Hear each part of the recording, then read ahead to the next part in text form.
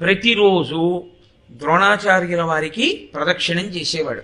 అతని దృష్టిలో మట్టితో చేయబడినటువంటి బొమ్మకి నేను ప్రదక్షిణం చేస్తున్నాను అనుకునేవాడు కాదు. ద్రోణుడే నాకు పాఠం చెప్పడానికి వచ్చారు నా అడవికి. రోజు ప్రదక్షిణం చేసి ఆయనకి సాగిలపడి నమస్కరించి, గురువర్యా నేను బాణం ఎలా వెయ్యాలని అడిగేవాడు. ఆయనకి ద్రోణుడే చెప్పినట్లుగా సందేశం వస్తుండేది. గురువా చెప్పేది, శిష్యుడి గురువా? శిష్యుడి గురువు.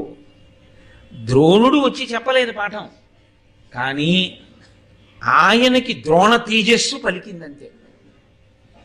పలికి ఆయనకి అవగతమయ్యే అన్ని జన్మజన్మాంతర సంస్కారం, ఆయనకున్న గురుభక్తి అంత గొప్పది. కాబట్టి ఆయనకిప్పుడు అడుగుతుండేవాడు, వాయవ్యాస్త్రం ఎలా, లేకపోతే ఈ బాణం వేయడం ఎలా.